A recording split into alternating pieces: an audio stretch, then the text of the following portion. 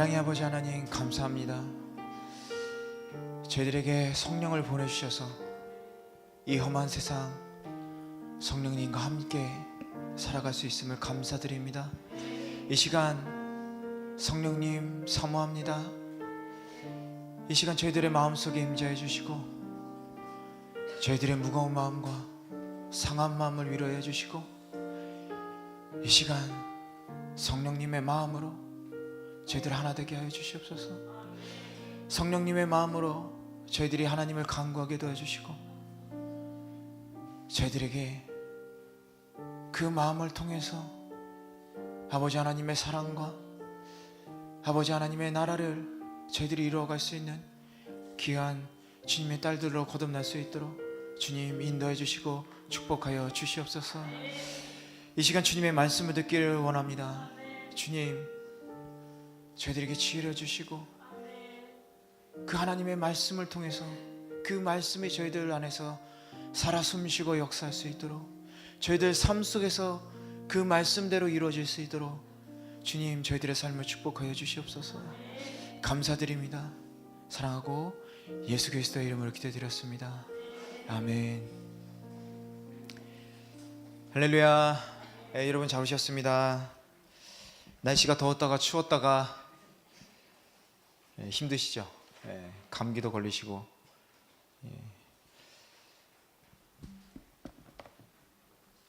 오늘 이제 12장을 들어가게 됐습니다. 12장부터 이제 들어가는데 12장부터는 이제 실천적인 부분들이 많이 나와요.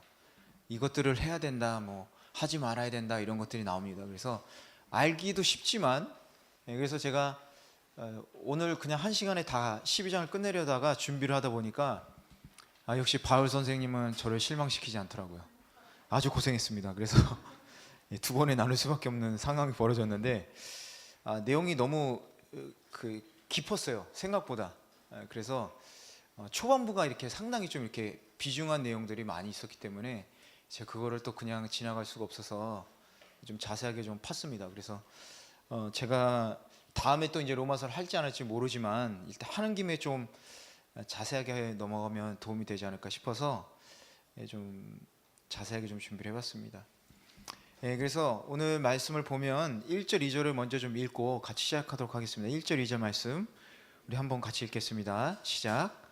그러므로 형제들아, 내가 하나님의 모든 자비하심으로 너희를 권하노니 너희 몸을 하나님이 기뻐하시는 거룩한 산제물로 드리라.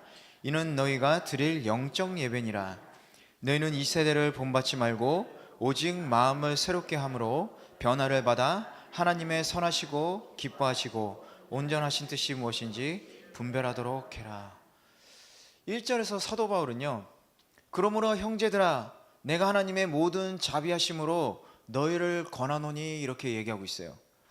무슨 얘기냐면 바울이 로마 성도들에게 권면의 말을 지금 하는데 어떻게 권면의 말을 하냐면 하나님의 자비하심으로 이렇게 권면을 하고 있다는 거예요. 우리들도 권면을 교회에서 많이 할 때가 있죠. 그렇죠? 어드바이스라고도 해줄 수도 있고 또 이렇게 얘기를 듣고 좋은 상담자 역할을 여러분들 많이 하실 것 같아요. 그런데 우리가 그 권면을 할 때는요, 이 하나님의 자비하심으로 해야 된다라는 거예요. 여러분 어떤 마음으로 여러분 교회에서 권면을 하고 계세요? 하나님의 자비하심으로 하세요? 대답이 없으시네요. 지금까지는 중요하지 않아요, 여러분. 우리들의 앞으로 삶을 우리가 어떻게 살아가느냐가 상당히 중요합니다. 이 로마서는요, 왜 이렇게 중요하냐? 바로 우리 크리스찬으로서 어떻게 살아가야 될지를 계속 반영해 주고 있는 거예요. 이제부터는 그게 좀 더 구체적이고 깊게 들어갈 수가 있어요. 바울이 권면을 하는데 형제들아 이렇게 얘기하는 거예요. 여기서는 그냥 형제들아 뭐 이렇게 얘기하는 게 아니에요. 어이 누구 이런 게 아니에요. 아주 따뜻한 사랑을 가지고 형제들아 이렇게 얘기하는 거예요. 그러면서 내가 하나님의 자비하심으로 말하노니 그 하나님의 자비하심을 가지고 말을 하고 있는 거예요. 그 자비하심으로 말하고 있는데 어떻게 할 수가 있겠어요? 질책할까요? 아니죠. 더욱더 따뜻함으로 긍휼함으로 사랑의 마음으로 이렇게 하게 되는 거죠. 이 로마서는요 12장 오늘부터 들어가지만 지난번에도 얘기했듯이 크게 두 부분으로 나눌 수가 있어요.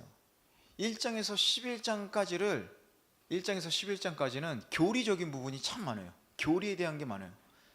그러니까 좀 딱딱하고 지루하고 죄에 대해서 얘기했죠. 그리고 믿음이 뭔지, 이제 세례를 받은 크리스찬은 어떤 삶을 살아야 되는지, 그 하나님의 사랑이 뭔지, 그리고 이방인에 대한 그 하나님의 사랑, 유대인들을 버리지 않으셨던 그 약속, 이런 것들이 계속 나오죠. 어렵잖아요. 이제 12장부터 16장까지는요 이 실천적인 부분이 나오는 거예요. 실천적인 부분. 그런데 이 크리스천은요 다른 종교하고 다른 게 뭐냐면 바로 이 실천적인 것을 떼놓을 수 없다는 거예요. 그냥 우리가 머리로서 교리로만 가지고 신앙생활을 할 수 없다는 거죠. 그래서 이 12장부터는 그리스도인들이 살아가야 될 그 올바른 방향을 계속 가르치고 있습니다. 이 교리와 실천이 계속 연결돼서 가는 거죠. 마치 심장과 그 각 뭐라고 할까요? 지체들을 연결해주는 대동맥 같은 거죠. 뗄래야 뗄 수 없는. 근데 그 대동맥이 다 끊어져 버리면 어떻게 돼요? 큰일 나죠. 그처럼 교리와 실천이 다 끊어지는 순간 신앙생활이 이어질 수가 없다라는 거예요. 우리들의 생활이 그렇다는 겁니다, 여러분. 어쨌든 이 교리와 실천을 연결해주는 부분이요, 이 하나님의 자비하심이 반드시 필요합니다. 이 하나님의 자비하심 때문에 우리가 하나님의 말씀대로 살 수 있기 때문에 그런 거예요. 하나님의 자비하심이 없었다면 우리가 이 자리에 있을 수 있을까요? 없죠. 그거는 우리가 그래서 그 하나님의 말씀대로 살 수 있기 때문에 우리들이 그 말씀을 전할 때도 그 하나님의 자비하심이 기준이 돼야 되는 거예요. 기준. 그리고 그 말씀에 따라서 살아가는 것이 성도들의 본분인 거죠. 어쨌든 바울은 이렇게 그 자비하심, 하나님의 자비하심에 따라서 이 권면을 하고 있는 거예요. 그러면서 뭐라고 얘기하냐? 너희 몸을 하나님이 기뻐하시는 거룩한 산제사로 드려라. 이거 아주 중요한 얘기죠. 거룩한 산제사로 드려라. 이제 하나님이 기뻐하시는 예배에 대해서 얘기를 하고 있는 거예요. 그럼 하나님이 기뻐하시는 예배는 과연 무엇인가? 바로 산제사라는 거예요. 거룩한 산제사. 근데 이 거룩한 산제사, 이렇게 막 진짜 우리 몸을 막 이걸 하라는 얘기인가요? 아니에요. 이 산제사, 산제사가 있죠. 지금 바울이 얘기하는 거 산제사죠. 이거의 반대말이 뭐가 있을까요, 그럼? 산제사의 반대말, 죽은 제사. 그쵸? 어려운 거 얘기 안 했는데. 죽은 제사죠. 산제사의 반대물이 죽은 제사잖아요. 구약시대의 제사가 죽은 제사였다는 거예요. 구약시대. 그렇잖아요.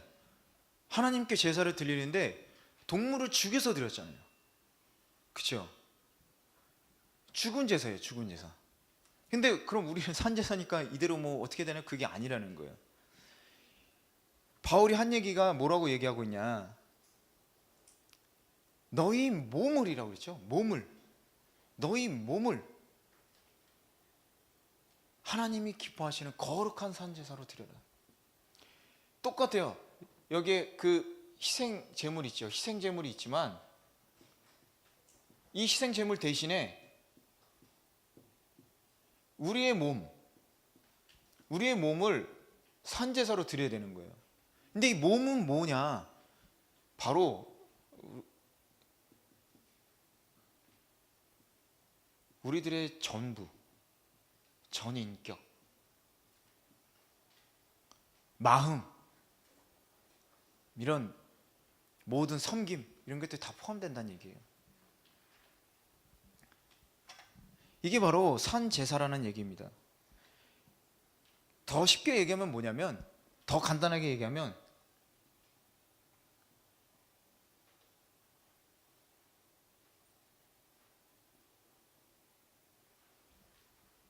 삶의 제사를 드리란 얘기예요. 삶의 제사. 이건요 반드시 헌신만을 의미하지는 않아요. 헌신한다고 뭐 하나님이 다 기뻐하시는 건 아니에요. 하나님이 기뻐하시는 제사를 드려야 되는데 우리의 마음도 드려야 되고요, 우리 삶 속에서 예배를 드리는 것이 하나님이 기뻐하시는 예배가 된다는 거예요. 그런데 조건이 있죠. 어떤 조건이 있었어요? 거룩함이 있어야 된다는 거예요. 우리 몸을 산 제사로 드리되 거룩한 산 제사로 드려라, 이렇게 얘기하고 있는 거예요. 구약 시대에 이 희생 제물을 드릴 때 어떤 제물을 갖다 드렸어요? 여러분 기억하세요? 흠이 없고 또 뭐죠? 점이 없는 깨끗한 제물을 드렸죠. 그래야지 하나님께 드릴 수가 있었던 거예요. 하나님이 받으셨던 거예요. 마찬가지로 우리 몸으로 드리는 예배도 그렇다는 거예요. 우리 몸으로 드리는 예배가 그렇기 때문에 거룩해야 된다는 거예요. 거룩해야 된다. 그럼 이 거룩한 건 뭘 의미하냐? 바로 2절에 그 답이 써 있어요. 첫 번째, 이 세대를 본받지 말아야 된다는 거예요. 이 세대를 본받지 말아라. 이 세대란 지금 우리가 살고 있는 세대죠. 우리가 살고 있는 세상을 얘기하고 있죠. 그럼 이 세대를 본받지 말아라는 건 무슨 얘기예요? 이 세대, 우리가 지금 살고 있는 이 시대에 악한 풍습, 타락한 생활, 이런 것들을 본받지 말란 얘기예요. 어렵지 않죠? 여기에 관련해서 존 스토트라는 분이 이렇게 얘기했습니다. 우리 기억을 한번 조금 더듬으면 로마서 3장 13절에 뭐라고 써있는지 혹시 여러분 기억하세요? 인간의 타락상을 폭로하고 있어요. 인간이 타락했다, 이 정도로. 그러면서 그것이 우리 몸을 통해 드러난다는 사실을 보여주고 있는데 이렇게 써 있었죠. 곧 혀로는 남을 속이고 입술에는 독사의 독이 흐르고 입은 저주와 독설로 가득하고 발은 피 흘리는 데 날쌔고 그리고 눈에는 하나님을 두려워하는 기색이 없다. 이런 시대를 본받지 말아라라는 거예요. 이런 시대를. 그렇기 때문에 역으로 생각하면요, 이런 세대라면, 이런 악한 세대가 지금 이런 거라면 이거랑 반대되는 게 어때요? 그리스도의 생활이겠죠. 그렇죠? 그렇기 때문에 우리의 몸의 지체들을 의의 도구로 하나님께 바쳐야 한다. 우리의 몸의 모든 것들을, 우리의 입을, 귀를, 눈을, 마음을, 손을, 발을, 이걸 다 하나님께 바쳐야 된다는 거예요. 그러면 어떻게 되냐? 우리의 발은 의의 길을 걸을 것이고 우리의 입술은 진리를 말하게 되는 거예요. 복음을 전파할 거고 우리의 혀는 어때요? 독을 뿜는 게 아니라 마음의 상처를 위로하게 되는 거예요. 그럼 우리의 팔로는 뭐가 될까요? 어려운 사람들이 이렇게 안아줄 수 있는 위로의 팔이 되겠죠.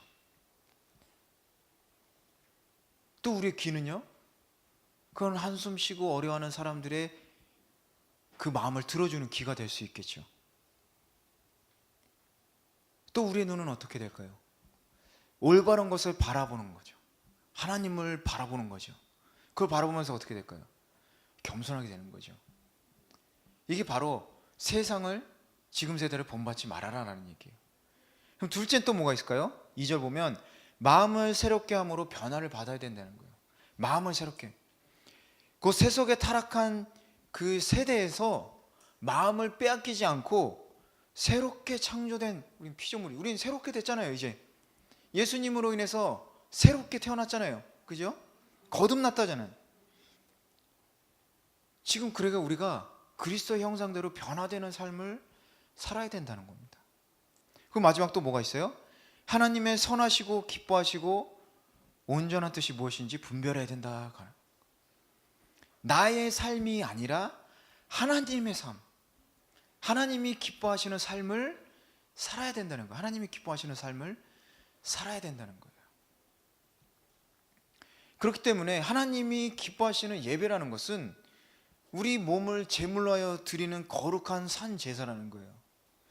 우리의 말, 눈, 귀, 행동, 이 모든 것이 하나님께 드려지는 예물이 된다는 겁니다.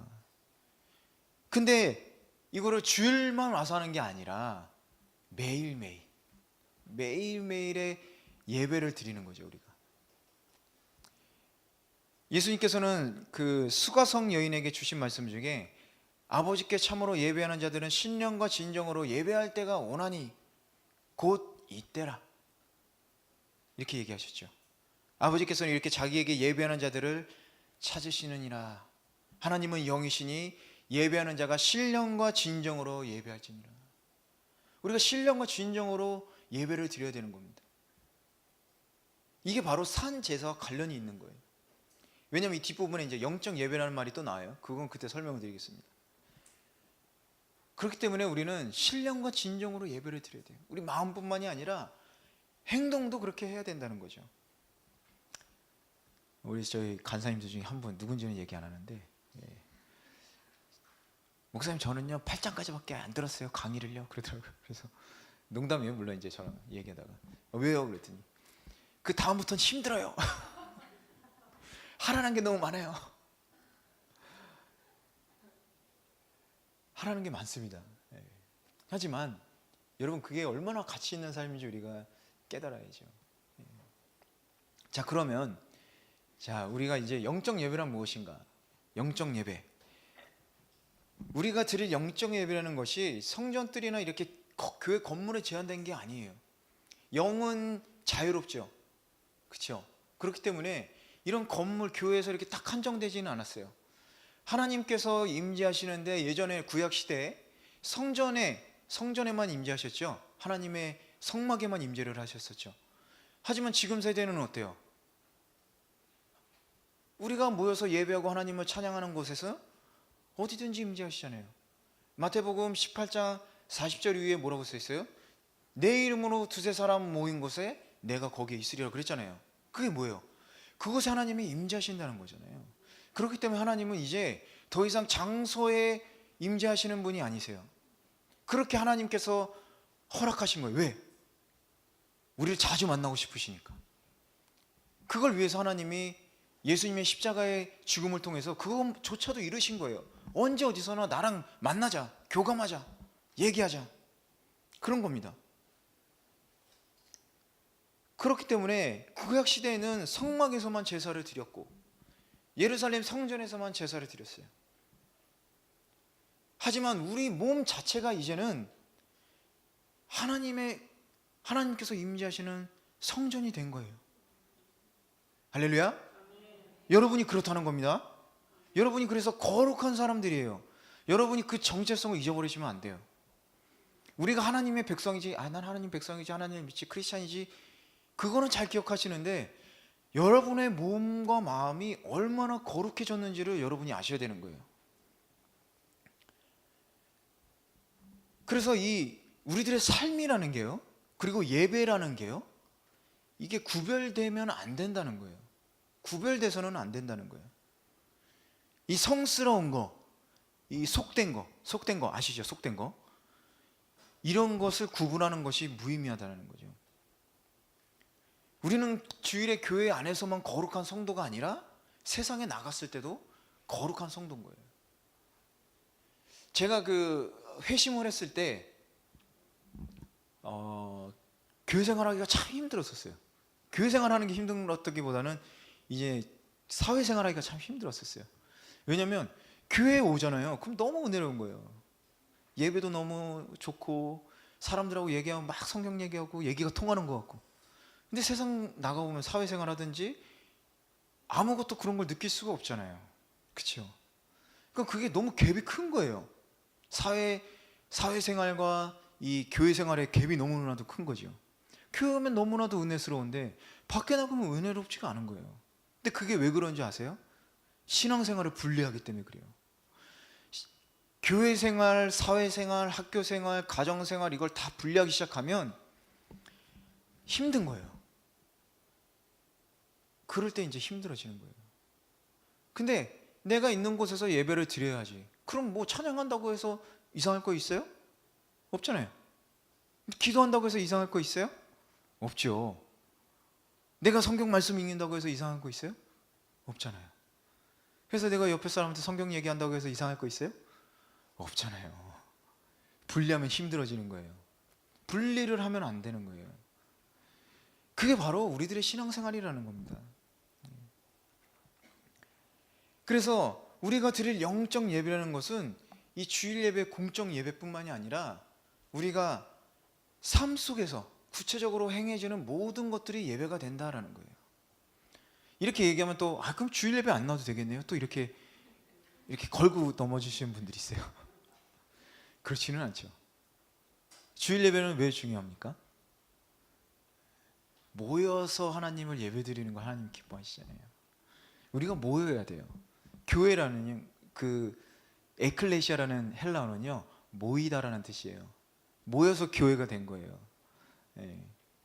그래서 모여서 우리가 예배를 드리는 것도 중요하지만 우리들이 모였다가 흩어져서의 각자의 삶 속에서도 드리는 예배는 너무 중요하다. 근데 그런 예배라는 것은 우리가 드리는 공적 예배, 주일 예배 같은 그런 예배가 아니라 삶으로 드려지는 예배라는 거예요. 삶으로. 우리 입술이 하나님을 찬양하고, 우리 마음이 하나님을 기도하고, 우리 눈으로 성경 말씀을 읽고, 우리 몸으로 그 말씀대로 따라 사는 것이 우리들에게 거룩한 예배가 되어진다. 왜? 우리들의 몸은 거룩한 선정이기 때문에. 아멘. 그렇기 때문에 우리들은 주일 예배에서 예배를 드리는 걸로 그치면 안 돼요. 직장 동료들을 만날 때도 내가 지금 예배를 드리고 있지. 물건을 팔 때도 내가 지금 예배를 드리고 있지. 가족 안에서도 내가 예배를 드리고 있지. 그런 마음가짐이요, 계속 일상생활에서 이어져야 된다, 이 얘기를 하고 있는 겁니다. 그렇게 될 때 어때요? 우리들의 삶이 바뀌기 시작하고 우리들의 삶이 거룩해지고 또 그 삶 속에서 하나님이 임재하시게 된다라는 거예요. 우리가 추구해야 되는 삶의 모습은 하나님 보시기에 거룩해야 됩니다. 내가 거룩하니 너희도 거룩해라. 출애굽기 19장이 그렇게 써 있잖아요. 제일 먼저 이스라엘 백성을 애굽에서 구출하신 다음에 시내산에서 모으셨어요. 전부 다 모으셨어요. 그리고 하신 말씀이 율법을 주기 전에 바로 내가 거룩하니 너희도 거룩해야 된다, 그 말씀을 하신 거예요. 왜? 너희는 나의 백성이고 너희는 나의 자녀이니까 같이 살아야 되잖아요. 사람하고 동물하고 같이 살 수 없잖아요. 깨끗함과 더러움은 같이 섞일 수가 없잖아요. 그래서 그런 거예요. 그리고 바울은 데살로니가 교회에서도 이와 같은 취지로 권면을 합니다. 뭐라고 그러냐? 사람을 기쁘게 하려 함이 아니요 오직 우리 마음을 감찰하시는 하나님을 기쁘시게 하려 합니다. 하나님을 기쁘시게 하는 거예요.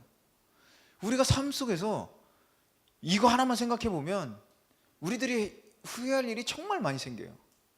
사람 관계에 있어서도 뭘 할 때도 교회 안에서도 내가 이렇게 했을 때 하나님이 기뻐하실까를 한번 생각해 보시면 여러분이 말과 행동이 바뀔 수밖에 없어요. 그런데도 그렇게 하는 건 뭐냐? 바로 하나님 위에 내가 있으니까. 그러고 싶지 않은 거예요. 하나님이 기뻐하시는 것보다 내 감정이 우선이 되는 거예요. 내가 이렇게 하고 싶은데 왜 그거 하나님이 안 돼요. 이렇게 되는 거죠.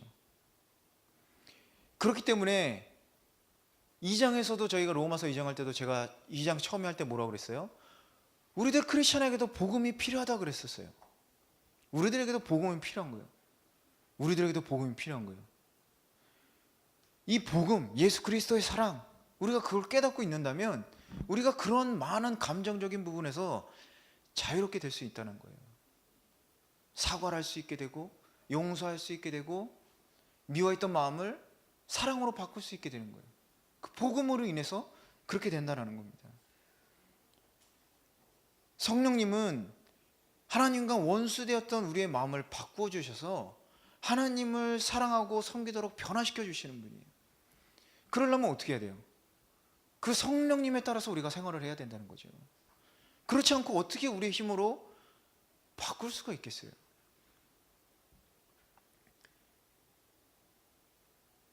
우리 예수님을 한번 봅시다. 예수님이 이루신 완전한 순종을 한번 생각해 보세요. 그 예수님을 하나님이 얼마나 사랑하셨어요? 그 예수님을 보시면서 뭐라고 하셨어요? 내가 너를 기뻐하노라. 내가 너를 기뻐하노라. 하나님이 우리를 기뻐하시길 원하시는 거예요. 여러분 존재만으로도 기뻐하십니다. 하나님은 물론 여러분을 사랑하십니다. 하지만 여러분이 정말 하나님을 위해서 기뻐하는 그 일들을 행할 때 하나님은 너무너무 기뻐하시는 거예요. 우리 옆 사람에게 한번 얘기해 보세요. 내가 너를 기뻐하노라. 네. 네. 네. 여러분을 기뻐하십니다. 네. 하나 그 예를 들어볼게요. 이거는 그 미국에서 있었던 그 예화인데 실제로 있었던 일인지는 모르겠어요. 그런데 약간 좀 미국 방식이라 우리랑 조금 약간 다를 수도 있지만 이런 거예요. 예를 들어서 아버지와 아들이 이렇게 뒤뜰에서 이렇게 막 야구를 아빠가 가르쳐 줬어요. 열심히 가르쳐 줬습니다. 그래서 아들한테 이 공을 칠 수 있는 법을 계속 가르쳐요. 열심히. 그래서 이렇게 계속 이렇게 야구 방망이 이렇게 치는 연습을 한 거죠, 아들이. 그래서 어느 날 이 아들이 실제 시합에서 이제 타석에 탁 서게 된 거예요. 타석에 섰습니다. 아버지는 그 아들을 보면서 요놈 너 저거 아빠가 이렇게 열심히 가르쳤는데 못 치기만 해봐라. 이러지는 않겠죠, 그렇죠? 내가 가르쳐준 거를 잘해서 득점을 냈으면 좋겠다. 내 사랑하는 아들이. 하지만 혹시나 삼진 아웃을 당한다고 하더라도 그 아들을 미워하지 않는다는 거죠. 그럼 저 아들은 어떨까요? 아들은 나를 응원해주는 아버지의 사랑을 알고 있죠. 나를 응원해주는 아버지의 사랑을 알고 있어요. 그렇기 때문에 이 아들은 어떻게 해서든지 홈런을 치고 싶은 마음이 있어요. 그런데 중요한 건 뭐냐면요, 이 아들이 홈런을 치고 싶은데 이 홈런을 쳐서 아버지의 사랑을 얻고자 해서 홈런을 치는 게 아니라 그 나를 사랑하고 나를 지지해주시는 그 사랑을 알기 때문에 홈런을 치고 싶어 하는 거예요. 이해가 되세요? 아버지가 나를 사랑하는 것을 이미 알고 있기 때문에 그 사랑에 보답하고 싶으니까 잘하려는 노력을 하는 거지, 아버지의 사랑을 얻기 위해서 우리가 노력을 한다는 게 아니라는 거예요. 우리들의 신앙생활이 그렇다는 겁니다. 우리는 하나님이 우리를 얼마나 사랑하는지 아시죠? 그 사랑을 알고 있기 때문에 우리는 그 사랑에 따라서 살아가는 거지, 그 사랑을 얻으려고 뭔가 이렇게 막 열심히 한다는 게 아니라는 거예요. 여러분들 이렇게 연애 생활을 다 하셨죠? 결혼하시기 전에. 여러분의 지금의 남편이 아니더라도 편지도 쓰셨을 거고 뭐 선물도 주고 막 이랬을 것 같아요. 그때는 우리는 어때요? 사랑을 얻어야 되잖아요. 그렇죠? 사랑을 얻어야 되잖아요. 못 얻었을 때 어때요? 막 세상에 지구가 그냥 끝장나는 것 같죠? 그렇죠? 막 두동강이 나서 그냥 차라리 그냥 다 멸망해 버렸으면 좋겠어 그냥. 그런데 그 사람이 나를 사랑하는 걸 알아서, 그 사람이 서로 고백은 안 했지만 그 사람이 나를 사랑하는 걸 알아서 내가 막 뭔가 이렇게 만들어서 가고 이런다면 어떨까요?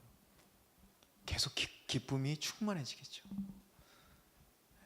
물론 연애랑은 좀 다를 수도 있지만 우리들이 하나님을 사랑하는 마음과 기쁨이라는 것은 이렇다라는 거예요. 우리들이 교회에서 생활하고 사회생활하고 가정생활하는 것들, 모든 것들이 그 하나님의 사랑에 따라서 움직이는 거지, 그걸 알고 있으니까 우리가 그렇게 사랑을 베풀고 하는 거지, 그걸 얻기 위해서 하는 행동이 아니라는 거죠. 그럼 우리 계속해서 보겠습니다. 3, 4, 5절 우리 한번 읽어보겠습니다. 3, 4, 5절 시작. 내게 주신 은혜로 말미암아 너희 각 사람에게 말하노니 마땅히 생각할 그 이상의 생각을 품지 말고 오직 하나님께서 각 사람에게 나눠주신 믿음의 분량대로 지혜롭게 생각하라.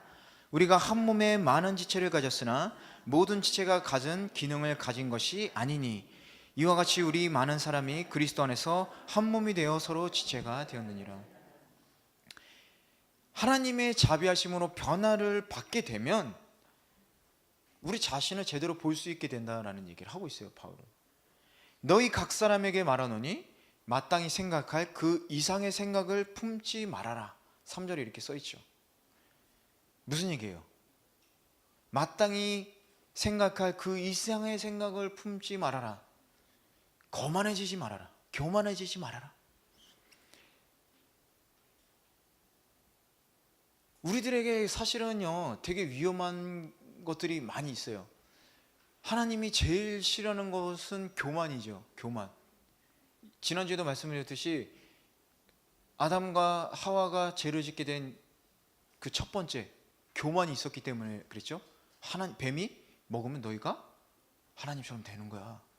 거기에 그냥 확 넘어가 버렸잖아요. 교만. 내가 하나님처럼 될 수 있어? 돼야지. 이렇게 되는 거죠. 근데 또 하나는 뭐냐면요, 자기 중심적인 생각이 있다라는 거예요. 자기 중심적인 생각. 자기 중심적인 생각. 그래서 저는 이거를 이렇게 얘기합니다. 이 자기 중심적인 생각으로 신앙생활하는 것을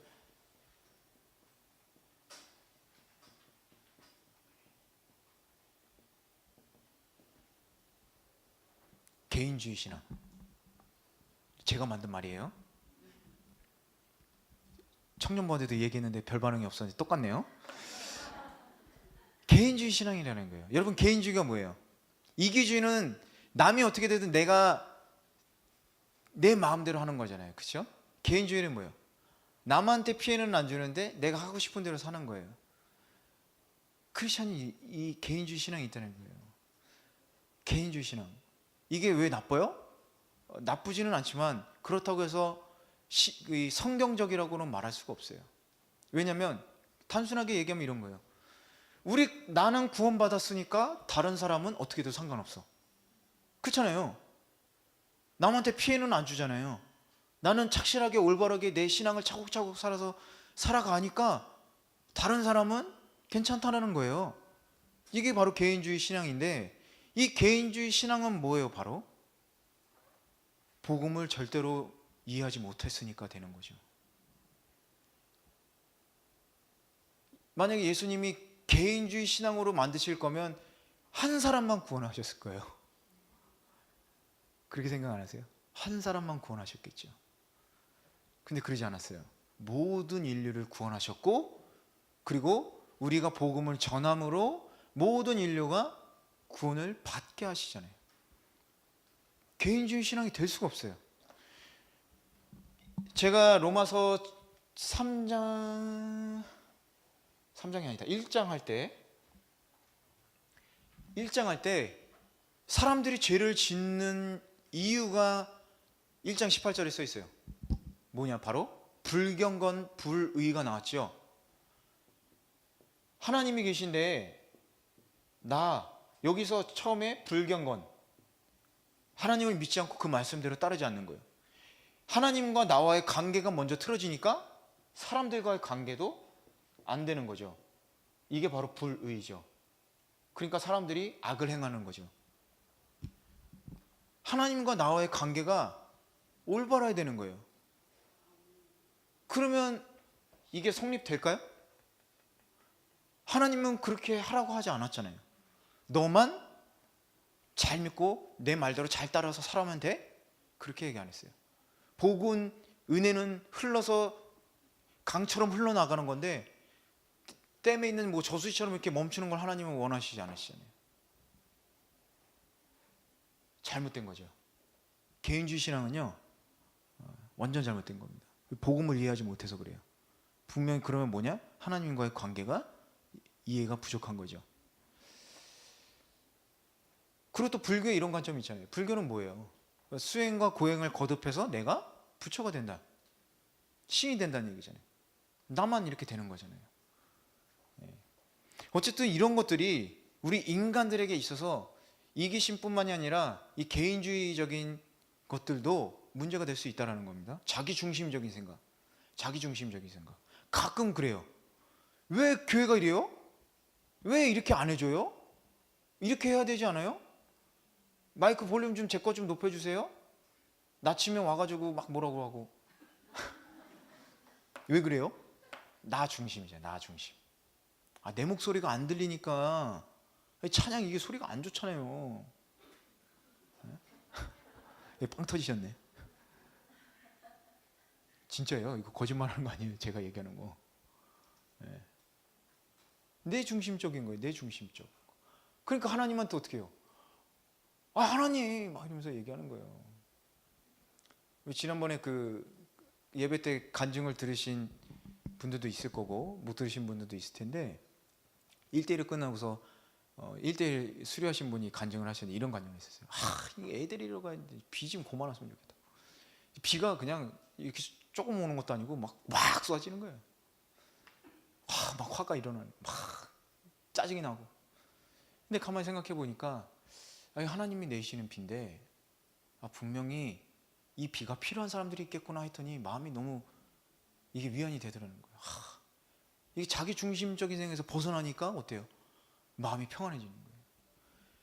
내 중심적으로 생각하면 오늘 비 오면 안 되는데 자꾸 비가 오는 거예요. 근데 이 비가 필요한 사람들이 있다니까요. 그럼 어때요? 비가 오면 감사한 거죠.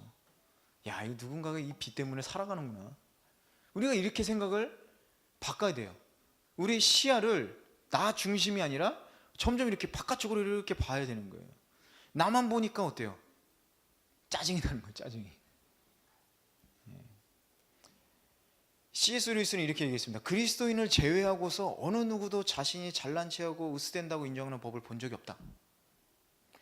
바울의 권고대로 우리는 항상 이러한 위험을 경계해야 된다. 열린 마음으로 다른 사람들의 도움을 받으려면 자신의 참모습이 아닌 것과 자신이 할 수 없는 것을 인정할 필요가 있다는 거죠. 제가 신학을 하면서 이제 헌신해서 제가 진짜 그걸 못해요. 혼자 막 이렇게 열심히 살아왔기 때문에 남 도움 받는 건 잘 못하거든요. 막 주는 건 막 이렇게 도움 주고 이런 건 좋아했는데, 근데 헌신하고 나니까 도움을 받을 수밖에 없는 상황이 너무 힘들었었어요. 그런데 이 깨달음을 주신 거예요. 나 혼자 할 수 없는 거구나. 이 신앙생활은, 이 사람 사는 세상은 나 혼자 사는 그런 사회가 아니구나. 나 혼자 잘해서 잘 먹고 이렇게 할 수 없구나. 도움을 받아야 되는구나. 너무 감사한 거예요. 그 도움 받는 것 자체가 물론 마음의 부담은 되지만 너무 감사해지기 시작하는 거죠. 우리는 도움을 받아야 되고 도움을 줘야 되는 거예요. 모든 사람들에게. 계속해서 보겠습니다. 바울은 너희 각 사람에게 말하노니 이렇게 얘기하고 있어요. 각 사람에게 말하노니 지혜롭게 생각해라. 지혜롭게 생각해라. 3절입니다. 여기서 지혜로움, 이 지혜롭게란 것은 아주 정확하고 실제적인 의미를 가지고 있어요. 여기서 겸손해져라, 다른 사람을 자신보다 높게 여기라, 이렇게 얘기하지 않죠. 지혜로워져라 이렇게 얘기해요. 지혜로워져라. 그러면서 자신의 능력을 과소평가하지도 말고 과대평가하지도 말고 이렇게 얘기하는 거죠. 그게 바로 지혜롭게 자신을 아주 정확하고 실제적으로 봐야 된다라는 거예요. 그러면서 3절을 또 계속해서 보면 믿음의 분량이란 말이 나오죠. 믿음의 분량, 믿음의 분량, 믿음의 양, 이렇게 해석하죠. 하나님은 어떤 사람에게 다른 사람보다 더 많은 믿음을 주셨다. 믿음의 양에 달려있다. 그런데 그렇지는 않아요. 조금 잘못된 해석이라고 볼 수 있어요. 이 분량이라는 헬라어를 보면요, 이렇게 3절을 해석할 수 있습니다. 너희 모두에게는 십자가에 못 박히신 그리스도에 인한 구원의 믿음이 주어졌다. 바로 그것으로 너희 자신을 평가해야 된다. 믿음의 분량이라는 것은 양이 아니라는 거예요. 양이 아니라는 거예요. 우리는 무엇보다 우리 모두가 같다는 사실을 깨달아야 돼요. 우리에게는 다양한 배경이 있죠. 살아온 배경이 있죠. 성장한 배경이 있고 또 다양한 능력이 있죠. 그렇지만 우리는 그리스도 안에서 같이 구원받았다는 거예요. 그 사실이 중요하다는 거예요. 그리고 또 하나님은 그리스도 안에서 우리를 공평하게 사랑하신다는 거예요. 그렇기 때문에 믿음의 분량이라는 것은 누구한테 믿음을 더 주고 누구한테는 덜 주고 그렇지 않는다는 겁니다.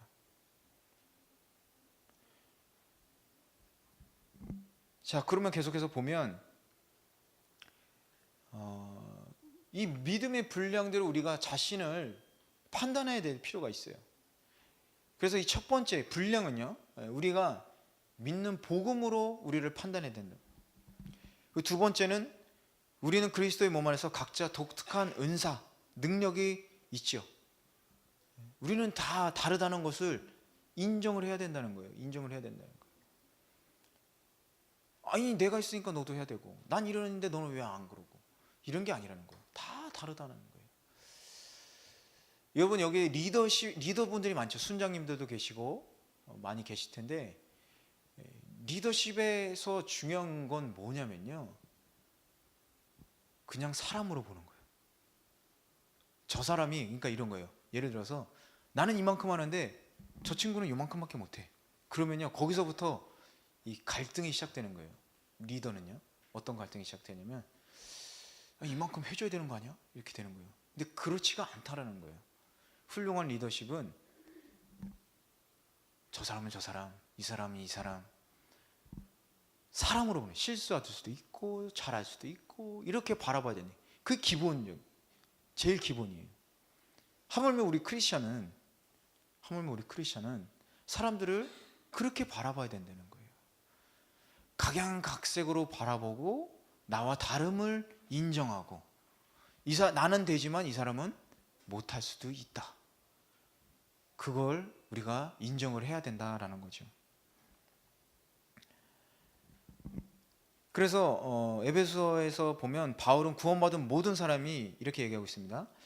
에베소 2장 10절에서 그가 만드신 바라 그리스도 예수 안에서 선한 일을 위하여 지으심을 받은 자니 이 일은 하나님이 전에 예비하사 우리로 그 가운데서 행하게 하려 하십니다. 사람마다 독특한 인격, 품격, 능력, 하나님이 만드신 목적대로 그 일들을 사람들은 잘 해낼 수 있다는 거죠. 그래서 하나님은 인간의 몸처럼 상호 의존적으로 서로를 잘 도와서 하나님 예수 그리스도의 몸된 교회가 되기를 원하신다라는 겁니다. 바울은 고린도전서에서 교회 지체에 대해서 자세히 얘기를 했죠. 교회 지체에 대해서. 만일 온몸이 눈이면 듣는 곳은 어디냐? 온몸이 듣는 곳이면 냄새 맡는 곳은 어디냐? 그러나 이제 하나님이 그 원하시는 대로 지체를 각각 몸에 두셨으니 만일 다 한 지체뿐이면 몸은 어디냐? 이제 지체는 많으나 몸은 하나라. 눈이 손더러 내가 너를 쓸 데가 없다 하거나 또한 머리가 발더러 내가 너를 쓸 데가 없다 하지 못한다, 이렇게 얘기했잖아요. 교회 생활이 그렇다는 겁니다, 여러분. 에이, 난 됐어. 그만둬. 이런 문제가 아니라는 거예요. 너는 왜 그걸 못해? 이런 문제가 아니라는 거예요. 그것도 다 우리가 협력해서 선을 이루어 나가야 된다, 그 얘기를 하는 겁니다. 그리고 또 6절을 보면 이렇게 써 있어요. 6절을 이제부터 읽을 텐데 6절에 보면 받은 은사가 각각 다르다. 우리가 받은 은사는 각각 다릅니다, 여러분. 이런 은사들을 우리에게 주신 은혜대로 받은 것을 우리는 기억해야 돼요. 왜 하나님 누구한테는 저걸 하고 나도 저거 하고 싶은데, 이렇게 할 게 아니라 그 받은 은사대로 우리가 이렇게 살아야 된다는 거예요. 감사하면서. 그래서 이제 은사에 대해서 조금 설명을 하겠습니다. 우리 6절에서 8절까지 한번 읽어볼까요? 6절에서 8절 시작. 우리에게 주신 은혜대로 받은 은사가 각각 다르니 혹 예언이면 믿음의 분수대로, 섬기는 일이면 섬기는 분수대로, 위로하는 자면 위로하는 일로, 구제하는 자는 성실함으로, 부지런함으로, 긍휼을 베푸는 자는 즐거움으로 할 것이다. 다양한 은사들이 나왔죠. 근데 사실 더 있어요. 고린도전서 12장을 보면 성령의 열매라고 해서 또 은사가 나오고, 또 어디 있죠? 에베소 4장 11절 에베소 4장 11절을 보면 또 거기에 은사에 대해서 막 나와 있어요. 그래서 어쨌든 이 은사인데 6절에서 8절의 은사를요 크게 세 가지로 나눌 수가 있을 것 같아요. 6절에서 8절의 은사를요 크게 세 가지로 한번 나눠보겠습니다. 그래서 어떻게 나눌 수 있냐? 바로 먼저 첫 번째 말씀의 은사가 있고, 두 번째 가르치는 은사, 그 다음에 세 번째 섬기는 은사가 있다. 섬기는 은사. 그래서 말씀 은사는 뭐가 있을까요? 여기 얘기한 거 예언, 그 다음 뭐 격려, 지식, 또 뭐가 있을까요? 가르침. 제가 잘못 적었네요. 가르치는 은사가 아니라 다스리는 은사.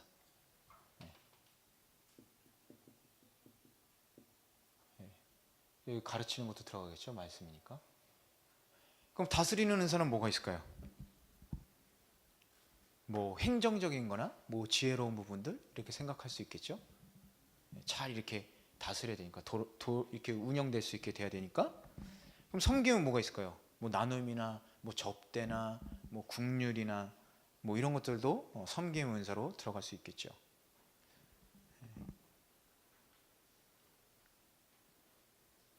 그래서 뭐 어쨌든 이 중에서도 가르치는 은사 같은 건요, 레벨에 따라서도 이게 좀 다를 수가 있어요. 내가 가르치는 은사가 있으니까 어른을 뭐 가르치고 싶어요. 근데 아무리 봐도 저분은 초등부 교사라면 딱 좋을 텐데 자꾸 그 성인 공동체 가서 뭘 가르치겠다고 그래요. 그런 게 조금 다를 수 있죠. 그래서 은사도요, 특히 가르치는 은사 같은 거는 이게 좀 단계가 있을 수가 있어요. 그럼 봅시다. 예언, 6절에 예언이 있죠. 예언은 그럼 어떤 은사냐? 이 예언은요, 우리가 하나님처럼 전하는 은사는 아니에요. 성경의 말씀을 전하는 걸 수도 있고요, 앞으로의 일들을 얘기할 수도 있죠. 그래서 우리가 예언 그러면 와, 예언의 은사, 막 치유 그러면 오, 그래서 막 쫓아가고 싶고 그러죠. 왜 예언의 은사는 사람들이 좋아하고 왜 치유의 은사라고 하면 아주 막 넘어가고 싶고 벌써부터 듣기만 해도 넘어가고 싶고 그럴까? 그런데요, 이 은사에는 높고 낮음이 없어요. 여러분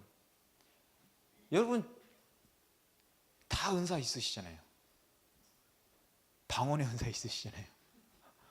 여러분 방언이요, 제가 이거 좀 은사를 조금 간단하게 설명을 드리자면, 방언의 은사는 하나님이 누구에게나 주셨다고 그래요. 여러분이 못하는 게 아니라 안 할 뿐입니다. 왜 그러냐면 우리 안에 고린도전서 12장 3절에 뭐라고 써 있어요? 내가 주를 주라고 시인하는 건 뭐라고 그래요? 성령님으로 말미암지 않으면 예수를 주라고 시인할 수 없다 그러죠. 그럼 뭐예요? 우리 안에 성령님이 있다라고 그러잖아요.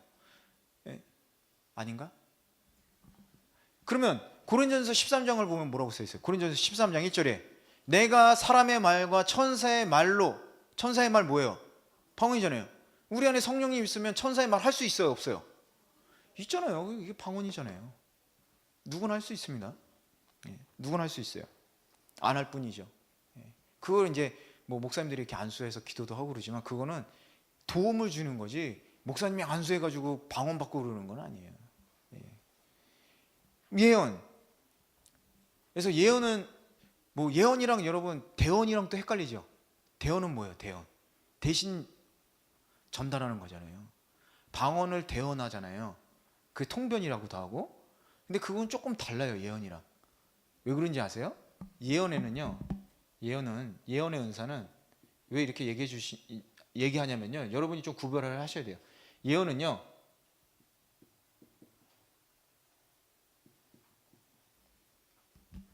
앞에 일어날 일만 예언하지는 않아요.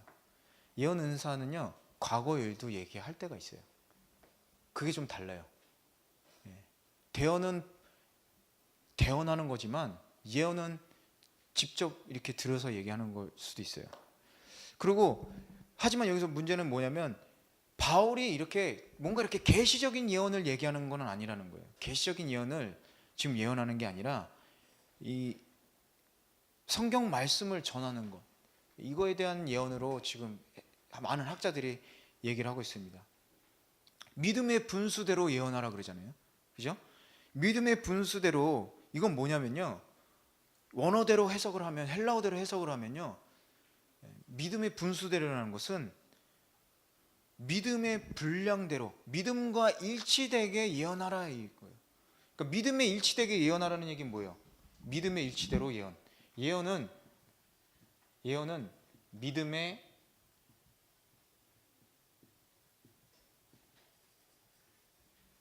일치대로 예언해라. 이게 뭐예요? 성경 말씀에서 벗어나지 않게 예언하라. 그 얘기를 하는 거예요. 성경 말씀에서 벗어나지 않게. 근데 가짜 예언자들한테 많이 당하죠. 많이 당하고 우리가 상처도 많이 있고, 그럴 때가 많이 있잖아요. 근데 이 가짜 예언자들은 특징이 하나 있어요. 가짜 예언자들의 특징. 뭘까요? 가짜 예언자들의 특징. 뭘까요? 안 당해보셨구나. 돈을 요구하죠. 돈 요구해요. 돈 달라 그래요. 그리고 행동을 막 지침을 해요. 행동을 막 지침을 해요. 막 이상한 얘기예요. 행동을 지침을 해요. 그런데 예언은요, 권면, 위로. 권면, 위로가 유선이에요. 사랑. 왜 그럴까요? 바울이 뭐라고 그랬어요? 너희는 많은 은사들 중에 예언의 은사를 사모해라. 왜요? 교회의 덕이 된다고 그러죠. 교회의 덕을 세워야 되는 거예요. 사람들을 위로하고, 하나님의 말씀으로 사람들을 위로하고 권면하고 격려하고 그래야 되는데, 뭐 이거 해라 저거 해라 그런 거는 좀 다릅니다. 여러분이 그래서 그런 것들을 정확하게 여러분 분별하셔야 돼요. 이제. 왜 이 얘기를 드리냐면, 그리고 예언자들은요, 겸손해요. 아주 겸손합니다. 이렇게 얘기해요. 혹시 제가 틀리면 용서해 주세요. 이렇게 얘기를 합니다. 겸손하잖아요. 예언자들이요, 이거를 겸손하지 못한 예언자들은요, 예언자가 아니에요. 예언자들의 가장 큰 벽은요, 겸손이에요. 왜냐하면 내가 틀렸다는 생각을 안 할 수 있거든요. 요나가 어땠어요? 요나 니느웨가 망한다고 그랬는데 안 망했잖아요. 죽고 싶은 거예요. 그냥 엄청 막 망신당했으니까. 어쨌든 그건 하나님이시지만 예언자들은 겸손합니다. 왜냐? 정말 여기서 하나님의 그 계시나 환상이나 이런 것들로 예언을 하게 되는데 좀만 이렇게 싹 벗어나면 어때요? 내 생각이거든. 그러니까 겸손해야 돼요. 제 신학교 때 예언자가 5명이 있었는데 우리 클래스에 그냥 중보기도 합시다 모였는데 거기에 5명이나 있었어요. 그분들 다 겸손했어요. 정말 겸손했어요. 그리고 절대로 행동 지침을 막 얘기해. 뭐 이거 하세요. 뭐 당신이 지금 성경을 안 읽어서 그래. 성경 읽어. 당신이 기도가 부족해. 기도해야 돼. 뭐 무당이에요 여기? 뭐 점집이에요? 절대 그러지 않아요. 하나님이 누구누구를 정말 사랑하세요. 그 지금 어려운 상황을 하나님이 다 아시고 계세요. 하지만 하나님이 함께 하십니다. 이겨낼 수 있는 힘을 주실 거예요. 이게 예언자예요. 이게 예언자입니다. 밑도 끝도 없이 크게 될 겁니다. 나도 할 수 있어요. 자, 해볼까요? 저한테 1000엔씩만 줘도 제가 한번 해볼게요. 집에 가서 성경 꼭 읽으시고요. 그건 변화됩니다. 기도하시면 변화돼요. 여러분들 크게 쓰임 받으실 거예요. 11조요. 교회 하지 마시고 저한테 갖고 오세요.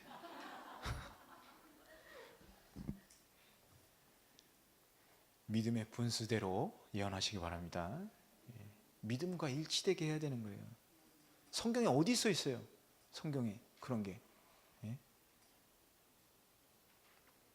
그럼 보면 이제 또 계속해서 보겠습니다. 그러면 7절은 뭐냐? 섬기는 일 나오죠? 헬라어로는 디아코니아라고 해요. 디아코니아. 뭐냐면 실제적인 봉사를 얘기하는 거예요. 그러니까 봉사가 그냥 마음으로 생각으로 하는 게 아니라 섬기는 건 실제적으로 봉사를 하는 게 섬기는 거다 그러는 거예요. 내년에 섬길게요. 다음에 섬길게요. 막 1년 지나고 2년 지나고 이게 아니라는 거예요. 실제적으로 섬기는 게, 봉사를 하는 게 섬기는 거다. 그런데 중요한 건요, 여기에 섬기는 은사가 있는 사람들은요, 아주 일을 잘해요. 착착착착착 막 실무적으로 막 빠르고 막 행정도 잘하고 잘해요. 그런데 특징이 있어요. 어떤 특징인지 아세요? 절대 주목받으려고 안 해요. 협력해서 해요. 있는지 없는지 잘 모르게 그냥 싹싹싹 하는 거예요. 절대 주목받으려고 안 해요. 왜냐면 그게 은사예요. 진짜 섬기는 사람의 은사예요. 가르치는 일, 7절에 가르치는 일 있죠. 이거는 뭐냐면 진리를 가르칠 때 이해될 수 있게 잘 설명해 주는 은사가 바로 이 가르치는 거예요. 근데 교사라고 하더라도 다 잘 가르치고 그러지는 않죠. 그렇다고 또 좋은 설교자라고 해서 또 잘 가르치지는 않고요. 잘 가르치는 사람이 설교를 잘한다는 보장도 없고 다 그런 겁니다. 그렇기 때문에 그걸 또 저희가 받아들여야 돼요. 받아들여야 돼요. 아니 목사님 뭐 이렇게 못 가르쳐 이렇게 얘기하면 안 돼요. 우리 목사님 설교 잘하시는데 1대1 하면 무슨 얘기인지 모르겠어 이렇게 얘기하면 안 돼요. 아 그럴 수도 있구나. 약간 가르치는 은사의 종류가 다른 거예요. 그렇게 생각하시면 됩니다. 그래야지 여러분이 은혜가 돼요. 그것도 뭐가 있어요. 그리고 아까 가르치는 거 연령대 말씀드린 대로 이 사람 분명히 초등학생인데 자기는 계속 성인 가르쳐야 된다. 이게 조금 다른 거죠. 그러니까 연령에 따라서 규모에 따라서 또 다를 수 있다는 거예요.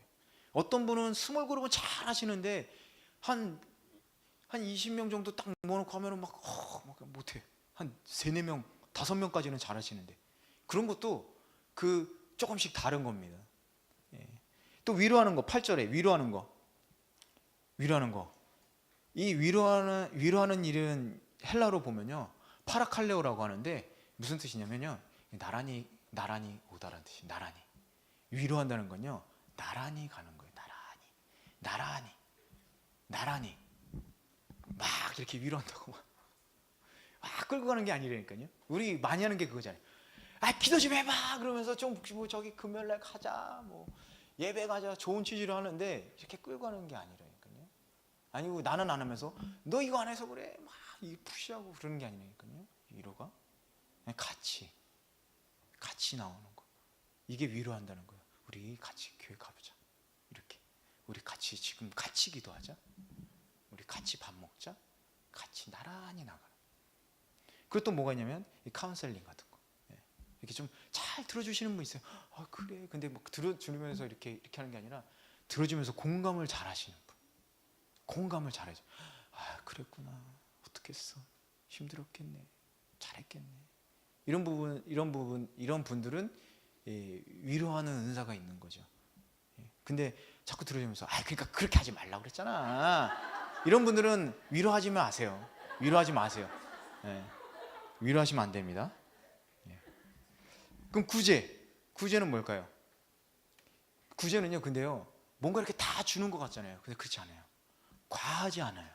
구제는 과하지 않고 적절하게 베푸는 거를 구제라고 그래요. 다스리는 거라고 그러면 뭔가 막 이렇게 끌고 가고 그런 거죠. 그러지가 않아요. 이렇게 뭔가 이렇게 목표를 제시해주고 이렇게 이끌어주는 사람. 확 몰아가지고 끌고 가는 사람은 전혀 다릅니다. 그건 다스리는 은사가 아니에요. 은사가 없는 겁니다. 그리고 국률. 특별히 이제 가난하거나 아프시거나 약한 사람들 이런 사람들을 보면 막 너무 아픈 거예요. 사기 잘 당해요 이런 분들. 사기 잘 당해요.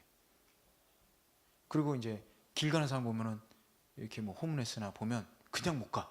그럼 뭐 지나가다가 갑자기 막 가가지고 슈퍼 가서 빵 하나 사가지고 이렇게 딱 주고. 그런 분들은 이 국률의 은사가 있으신 분들입니다. 그래서 지금 은사에 대해서 이렇게 간단하게 설명을 드렸는데 어쨌든 바울은요 성도들에게 주시는 이 다양한 은사 여기에 대해서 막 설명을 하는 거죠.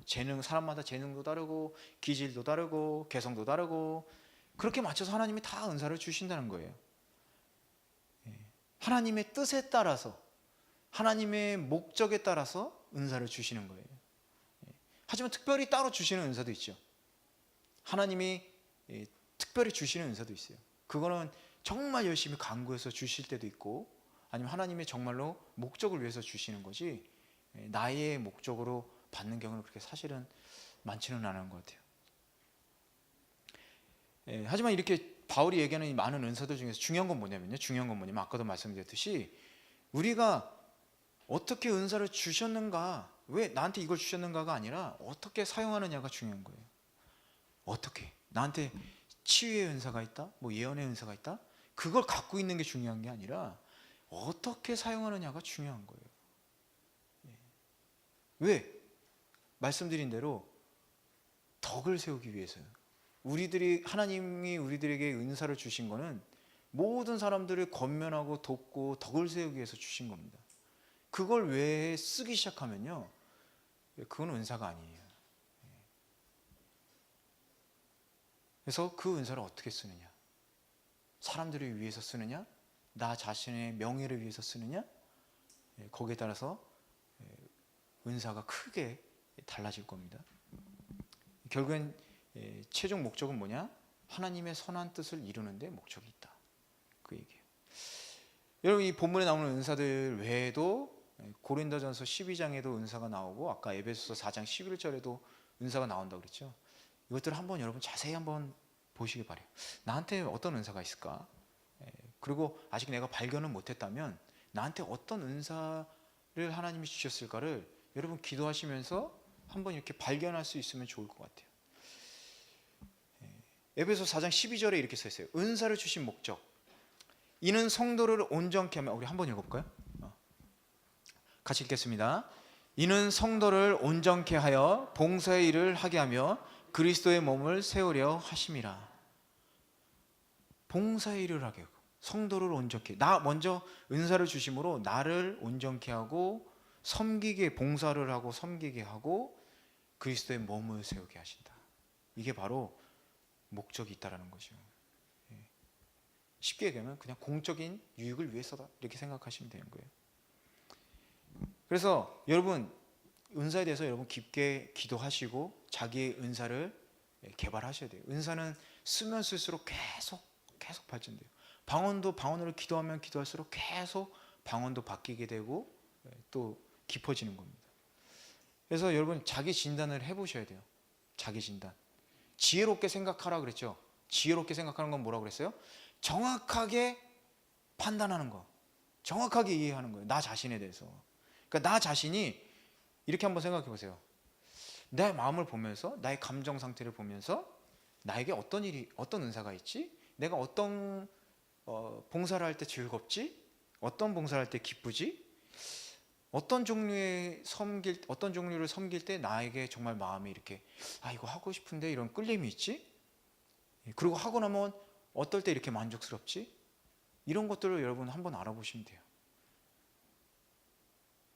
그리고 또 필요 없는 것도 있을 수 있겠죠. 뭔가 이렇게 부담되는 거. 근데 부담이 막 바쁘니까 막 이런 부담이 아니라 나는 이거 못하는데 자꾸 이걸 왜 시키시지? 이런 걸 수도 있어요. 근데 그렇다고 해서 여러분 그거를 아예 안 하시고 그럴 필요는 없습니다. 자기 은사를 정확하게 모를 때는 해보면 좋아요. 해보면. 우리 문봉주 목사님이 저한테 자주 이제 얘기하시는 게, 내가 이걸 맥을 할 줄 몰랐다. 나는 성경 몰라서 성경만 읽었는데. 근데 어느 날 한 목사님이 당신 이것 좀 해 그러세요. 한 목사님이 그러셨어요. 이것 좀 가르쳐봐. 성경 가르쳐봐. 그래서 그때 시작한 게 이제 계기가 돼서 이제 맥까지 오신 거죠.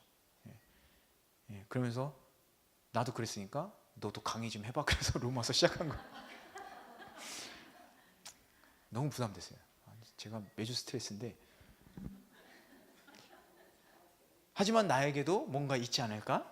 이런 기대하는 마음으로 열심히 하고 있습니다. 그래서 중요한 건 뭐냐면요, 그거에 대해서 아예 탁 끊어버리는 것보다 이렇게 하면 되고, 또 정말 어쩔 수 없는 상황이라고 하더라도 하나님께 간절히 기도하면요, 새로운 은사가 생길 수가 있어요.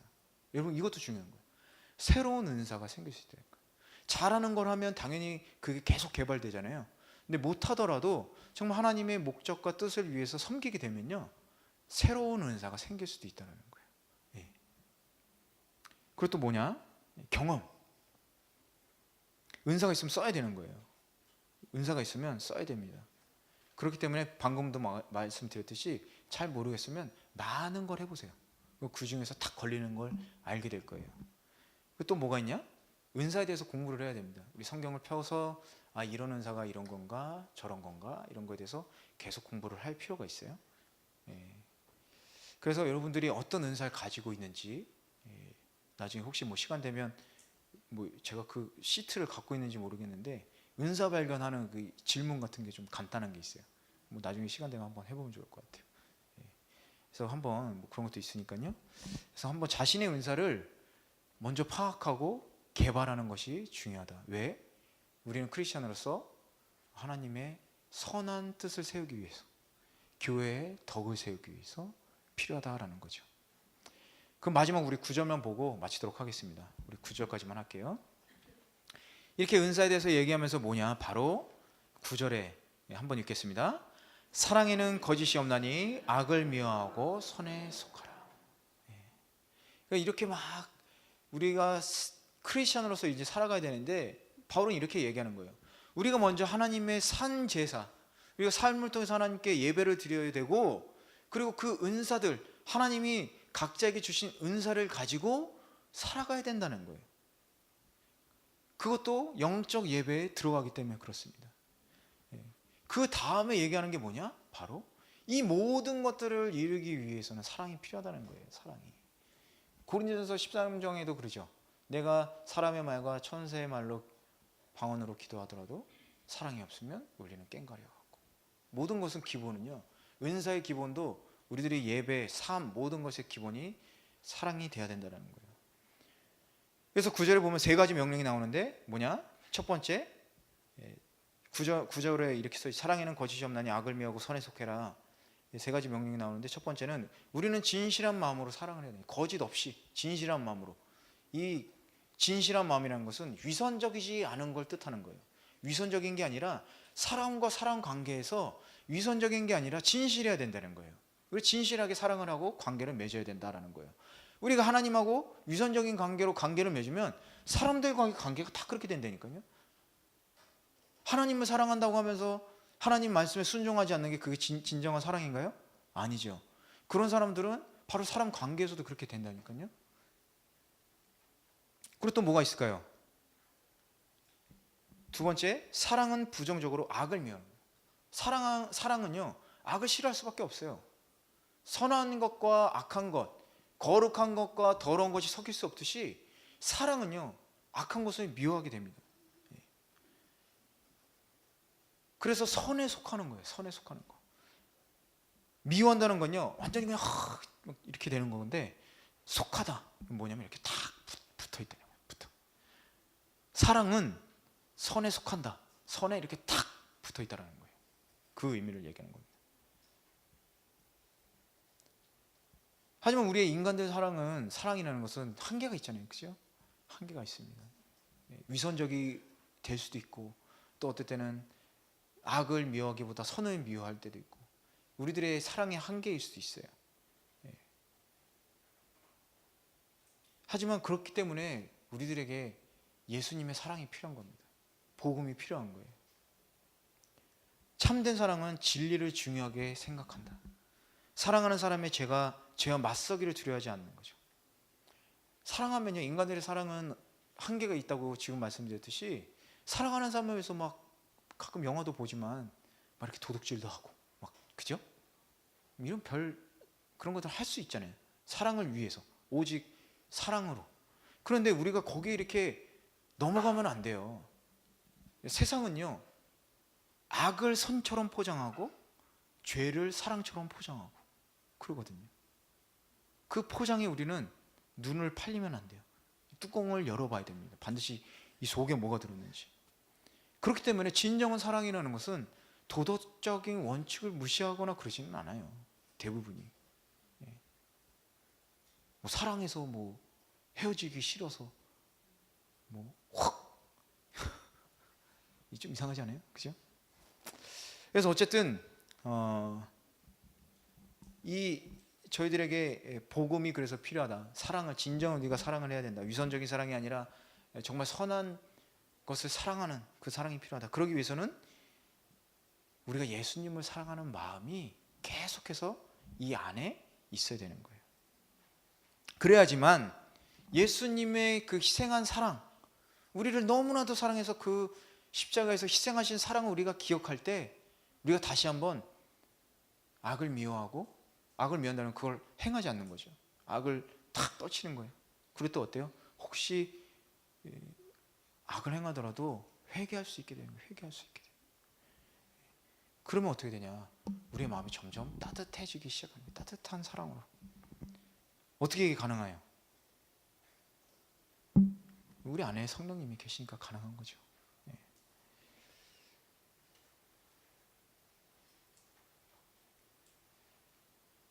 이런 얘기가 있어요. 이것도 한번 읽어드릴게요. 오 주님, 저는 주님 앞에서 이 사람보다 훨씬 사랑스럽지 못했습니다.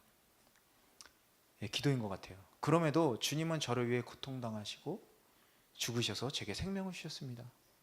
사실 제가 할 일은 이 사람을 위해 작은 시간과 노력을 드리는 것밖에 없습니다. 분명히 이 안에서도 그런 기도를 하시거나 그런 마음을 가지고 계신 분들이 있을 거예요. 그런데 복음을 이해하지 못한 사람들은 이렇게 기도할 수가 없다는 거예요.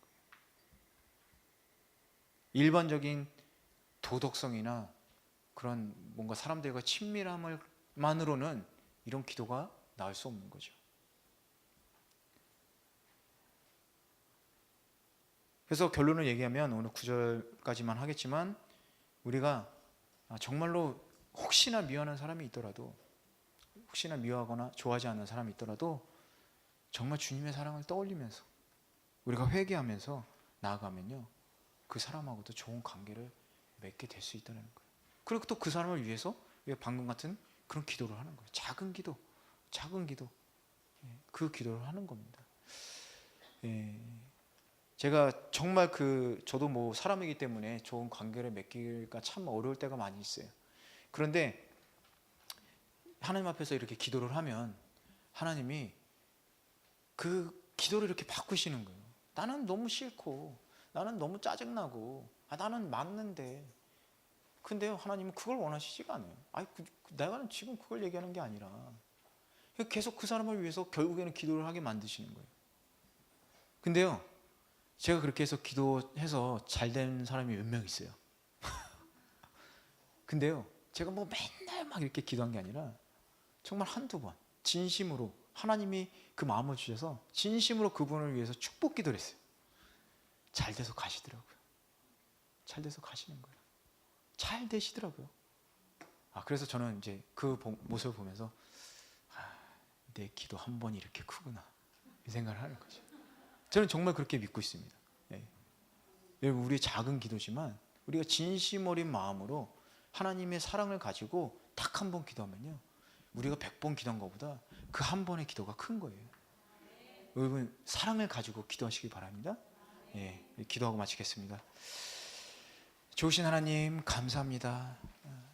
저희들에게 구원을 허락하여 주신 예수님, 너무나도 감사합니다. 우리 그 사랑을 가지고 여기에 모인 한 사람 한 사람이 살아있는 제사를 드릴 수 있도록, 영적인 예배를 드릴 수 있도록 주님 축복하여 주시옵소서. 또한 하나님께서 이분들을 축복하여 주셔서 많은 은사를 가지고 계신데, 그 은사를 정말 하나님의 몸된 교회와 그리고 세상의 모든 주님을 알지 못하는 사람들을 위해서 그 은사를 쓸 수 있도록 주님 인도해 주시고 축복하여 주시옵소서. 우리가 그 사랑을 갖고, 아버지 하나님의 사랑을 가지고, 예수 그리스도의 사랑을 가지고 우리가 이 세상 살아가길 원합니다. 우리가 하나님을 사랑하듯이 모든 사람들을 사랑하고 함께 이 세상 살아갈 수 있도록 주님 축복하여 주시옵소서. 감사드리고 예수님의 이름으로 기도드렸습니다.